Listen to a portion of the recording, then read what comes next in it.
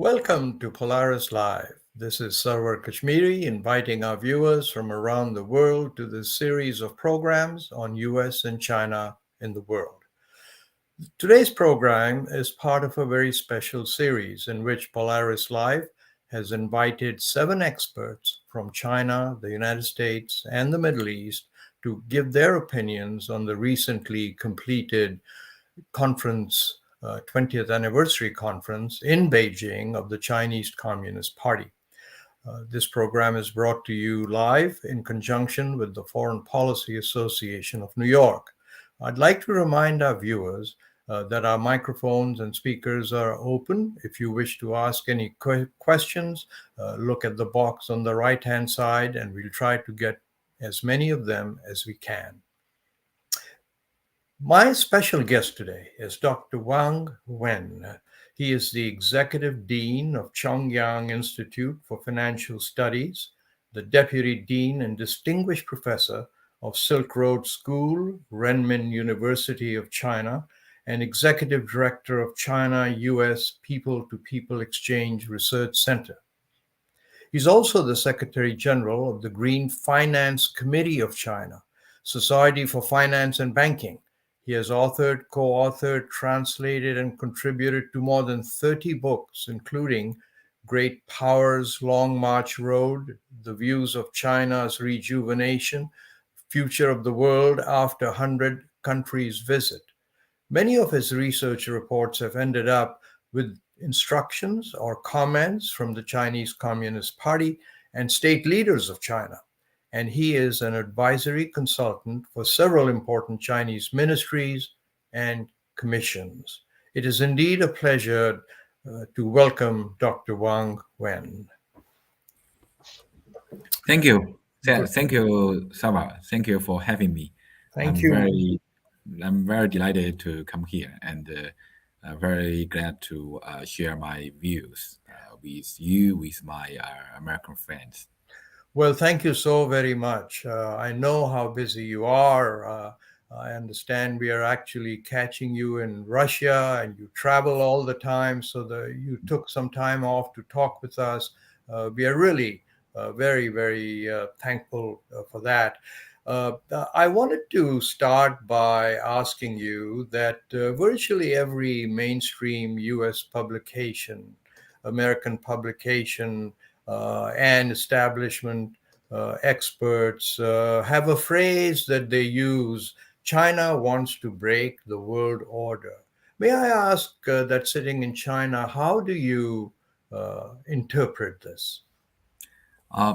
First of all, thank you again. This is a very, very important question. I think these viewpoints about so-called China breaks the world order reflects the anxiety of mainstream American publications or experts or elites about the decline of the United States. In my views, that the rise of China mean that the U.S. is no longer the world's largest economy, and means that American model is not the most popular model in the world, but it is different from the so-called breaking the world order. China is a major power that most emphasizing abiding by the UN Charter.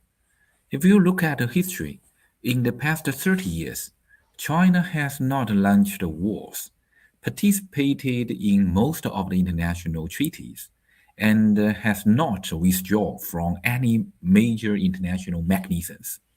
Compared with the wars launched or provoked by the US in Afghanistan, Iraq, Syria, Libya, Ukraine, Trump has withdrawn from more than a dozen international treaties.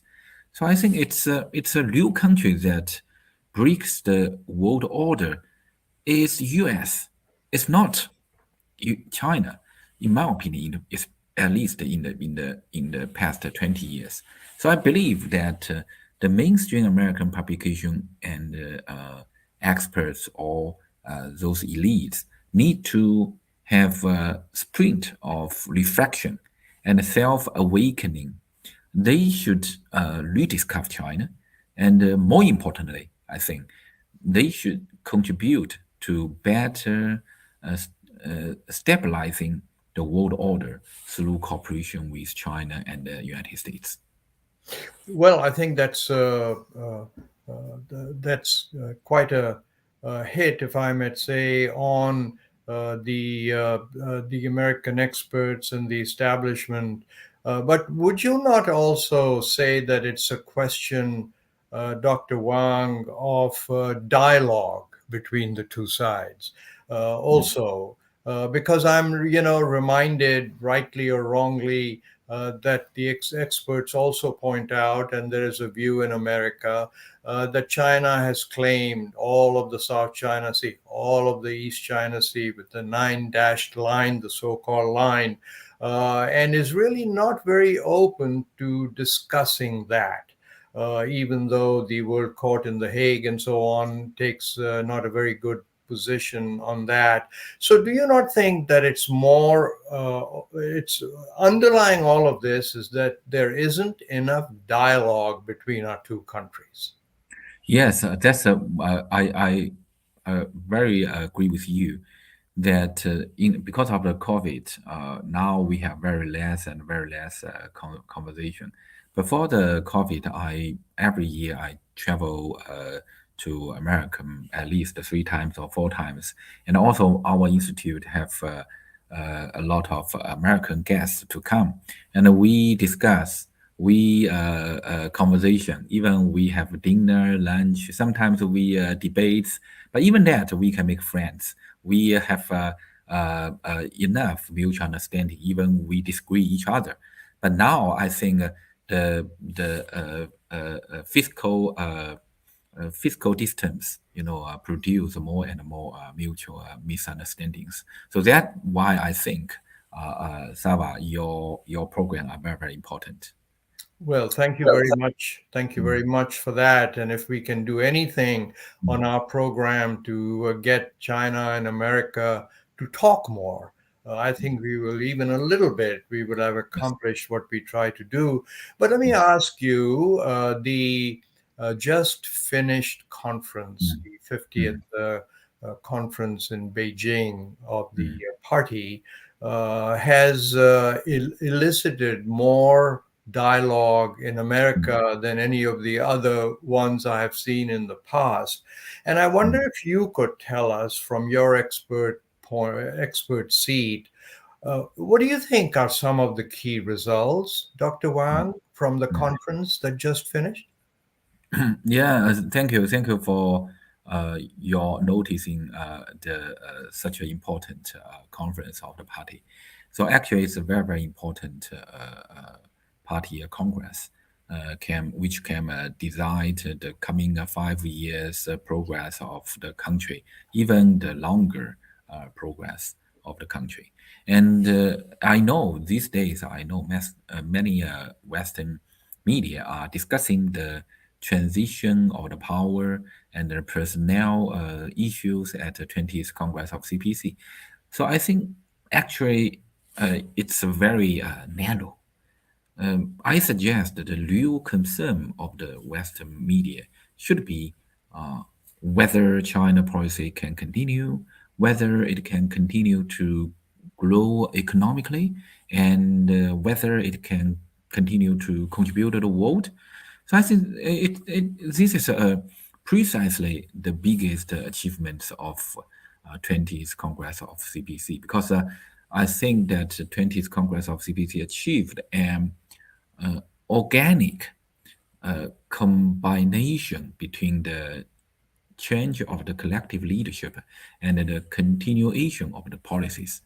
That Right. means that means we can continue all the policies and contributions and economic growth, because as expected, President Xi Jinping entered his third term, which is the trust of the whole party and the people of the whole country.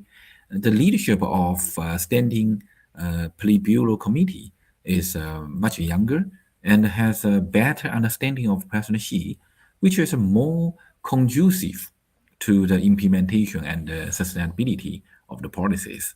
So China now enter the great journey of its second so-called centenary, which Yes. means that the 100th anniversary of the founding of the People Republic of China. China want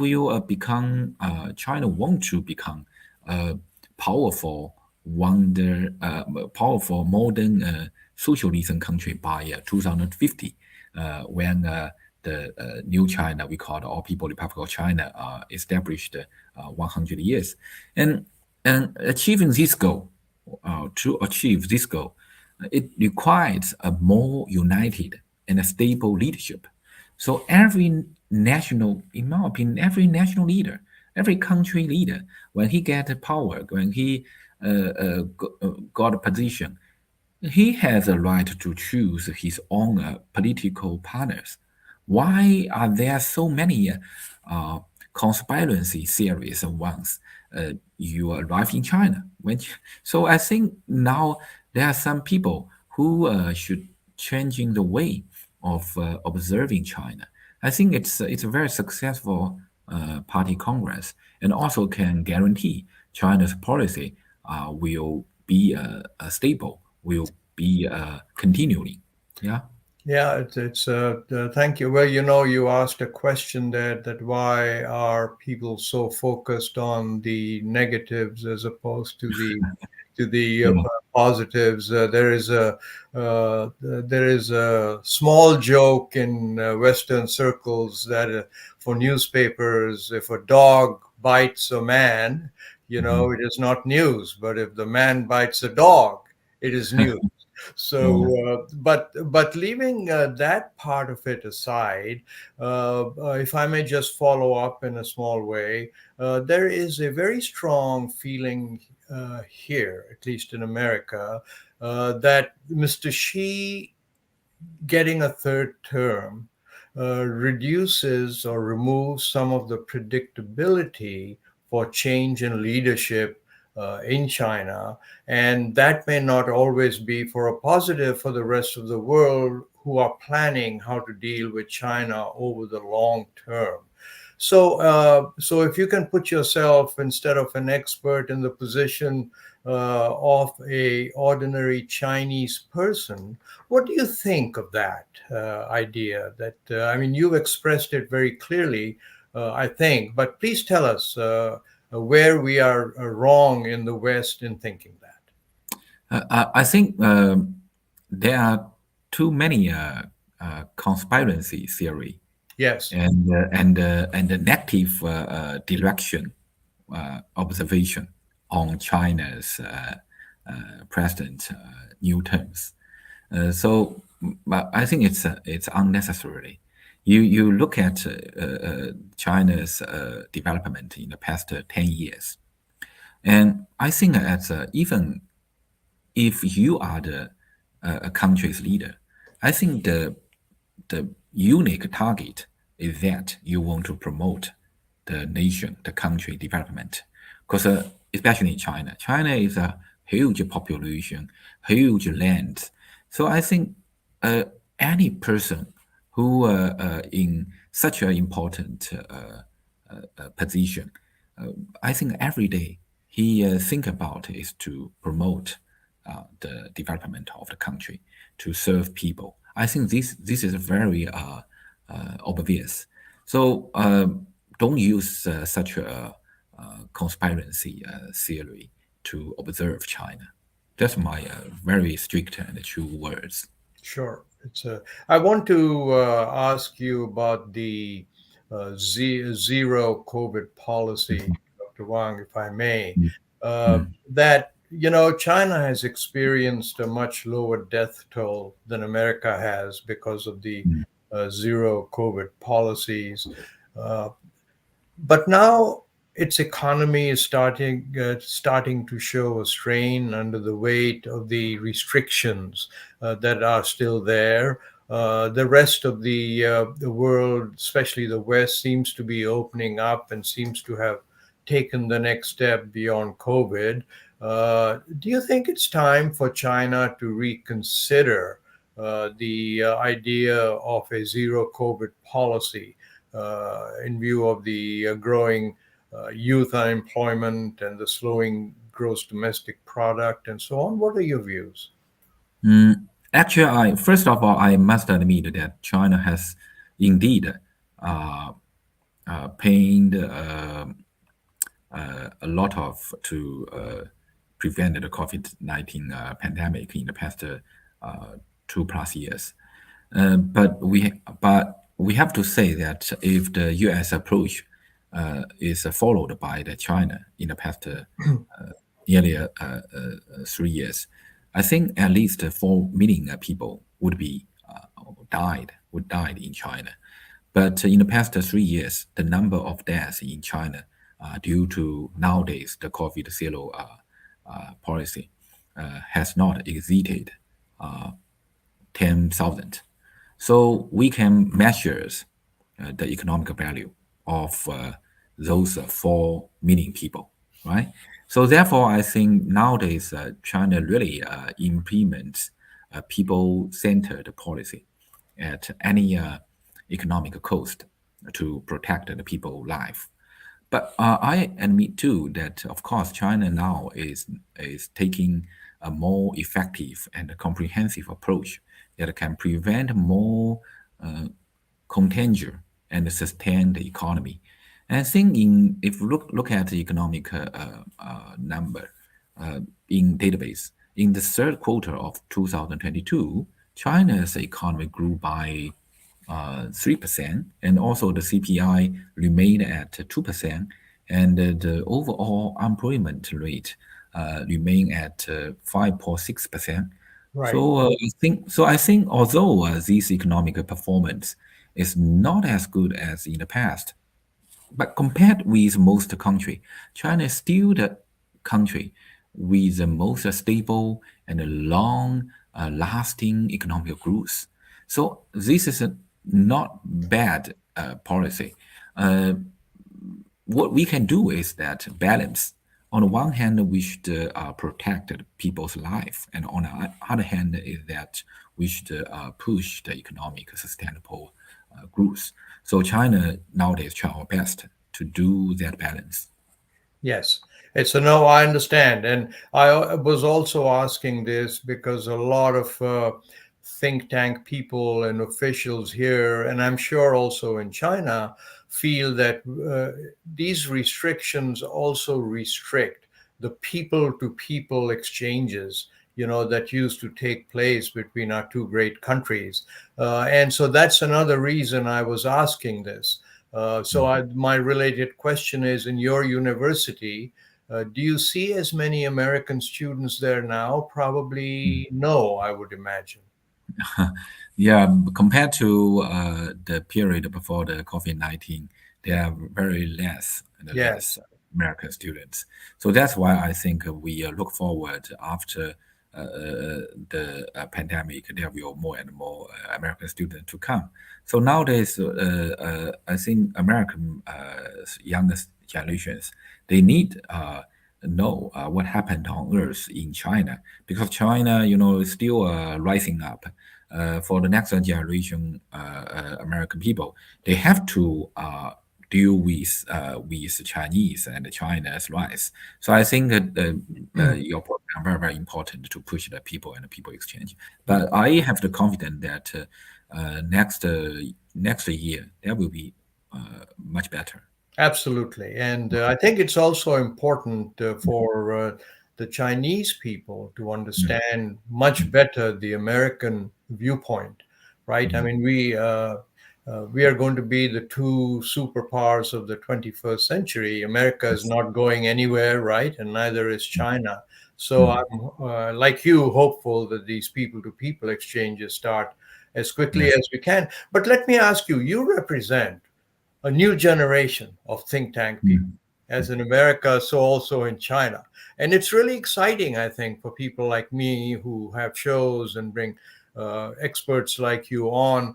In your view, Mm. how do you think America has a policy for China? What is it? How do you view it? Interesting question. Um, I think before Trump took office in 2016, 2017, it should be said that the United States did not have a fixed strategy for China. Hmm. But for China, for United States, China just is a strategic tool. Why I talk about it that because China used to check and balance the Soviet Union in 1980s, Right. and China supported the war on terrorism in Bush administration. And then China rescued the financial crisis in Obama administration. So I think in past many years, China just act as a strategic tools of the United States.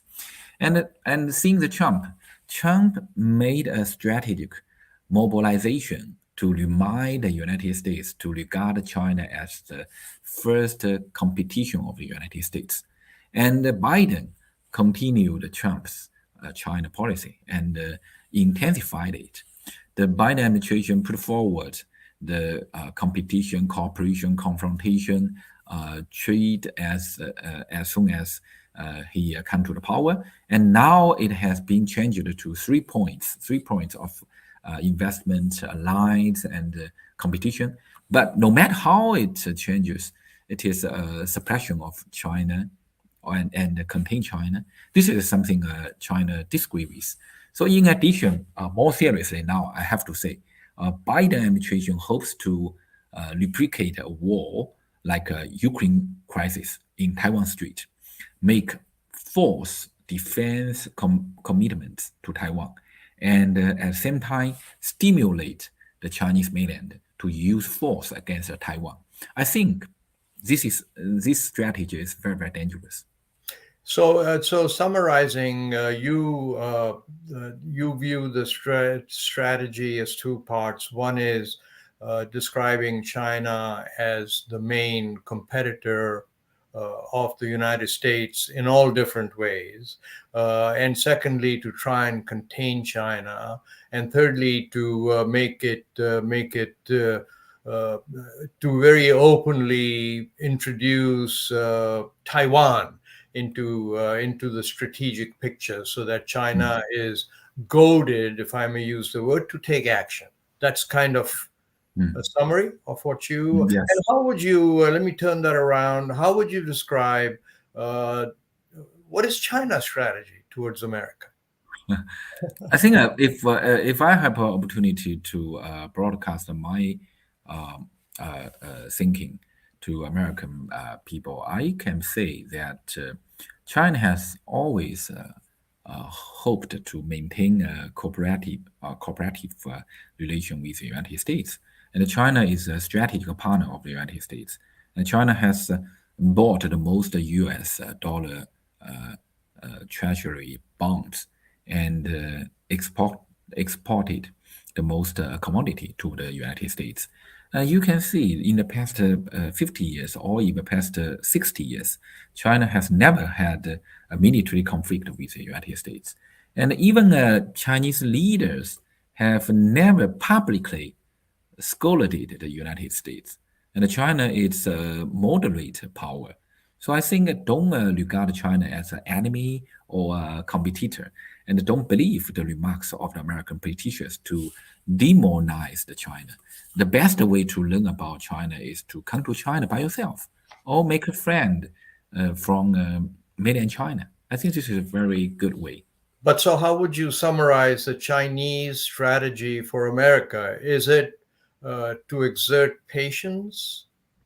Uh, Um, I think nowadays China's policy to American is how to say counteraction. Uh, so we depend on how American make an action on China. Then we have the reaction. I see. So yeah, if you look at those conflict, contradiction between China and the United States, wherever the Xinjiang or Taiwan or Hong Kong or human rights or Tibet, are all China problems, are all United States, provoke the issues to China. We never talking about China policy to United States. We never talking about U.S. Gun problem. We never talking about U.S. Race discrimination. We never sell the weapon to Hawaii. We never let our ships to the West California. No, we didn't. So I think that nowadays China is a panda. It's a very long, moderate panda. China don't want to provoke and stimulate America. We just don't want to keep the cooperation and keep the coexistence So, with. sorry, I'm interrupting. I want to keep us moving. Yeah, yeah. I've made many enemies of people who say, don't interrupt, but I say I have to keep the show going, No so problem. No problem. please forgive No me problem. for that. But Yeah. this leads me, what you've just said, to my next question. Mm. Uh, it almost seems as though Chinese officials and American officials, for whatever reasons, have put themselves in a corner. And this report I just wrote for the Foreign Policy Association, I'm recommending that for a while, why not let the businessmen and women take the leadership? Because it seems as though there are American companies and CEOs waiting in line to work in China, and there are Chinese, over 200-300 companies now listed on Wall Street waiting to come here. What do you think of that recommendation to let business people take charge for a little while, and let's see what happens? It's a very interesting, a very important point of view. I agree with. Why I think that nowadays China, U.S. relationship need to get back on the pragmatic track. Politicians tend to think about the issues from the perspective of political correctness, ideology, and geopolitics, and always seek imagine the threat from the competition of who is the first economy. And the business community is more realistic and more willing to think about the future of the two countries from the perspective of interests. So, in my opinion, China and the United States must focus on how to serve their own people, how to improve the actual well-being of both country, and how to solve the domestic problem. So now, both country have many domestic challenges, including China and including United States, but don't see demonizing each other as a solution to domestic challenges. The business community may be more pragmatic in this regard. In fact, only the cooperation between China and the United States can better solve the domestic problems. Indeed. It's now I understand you are uh, in Russia meeting with Russian officials. Mhm. That is again more power for your reputation, because you don't just read books, you travel and you talk to people and so on. But may I ask you, how are you finding the mood of the Russian people? Are they still solidly behind President Putin and his policy? I think it's a very important question that Americans would like to know. Yeah, yeah. Thank you for your questions on my trip. Actually, I stayed in Russia for nearly 2 months and visited 20 Russian cities. Ah, Um, it's a very exhausted trip for I me. bet it For is. 2 months. Yeah, and I think Americans have made a huge miscalculations of Russia. To my honestly, first. Uh, Based on my experience on 20 Russia cities, Russia society is very, very stable. And the people of Russia, they support President Putin. They do. Second, yeah, they do. They will most. I mean, 90% or 80%. When I touched, I ask a question. How do you think about your president? They answer, we support them. we support Kremlin, we support Putin. I think it's true. It's very obvious. I'm just tell you the truth. And second, the Russia economy is resilient, Yes. and can withstand the Western sanctions. I think that the United States cannot expect to defeat Russia by taking advantage of the crisis in Ukraine. On the contrary, the US is now stimulating Russia to take more dangerous actions. So my suggestion is that the top priority is not to give Ukraine more weapons, but to encourage Ukraine and Russia to sit together and negotiate. Because negotiations are more conducive to solving the problems and reducing unnecessary death and benefiting the world. So this is my very real proposal to. Your view from the ground there is that there Yes, is still solid support for yes, President yes. Putin. From well, we are a little over the time for the program, but we have no commercial pressure. So I will ask you one more question before we go, if Mm, you mm, don't mind. mm. If you had a few minutes in private with President Biden, Wow. what is one suggestion that you might make to him Mm. to better relations, break down this tension between our two great countries? Yeah, if I can, that will be a very lucky. Um, firstly, Biden is a very lovely senior person in many Chinese people's eyes. But Hmm. gradually, President Biden, it's a very more and more Chinese people dislike him. Why? Because he always stimulates China. So if I have a few minutes to talk with President Biden, I will say, don't touch Taiwan. Because in Taiwan, you really stimulate Aha. Chinese people. So I think it's very, very dangerous. And President Biden talk about Taiwan much more than his former president. I think it's make hurt Chinese people's heart.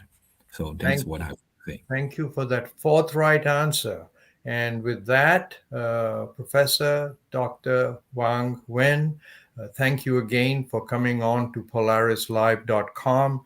I hope you will come back and visit us again.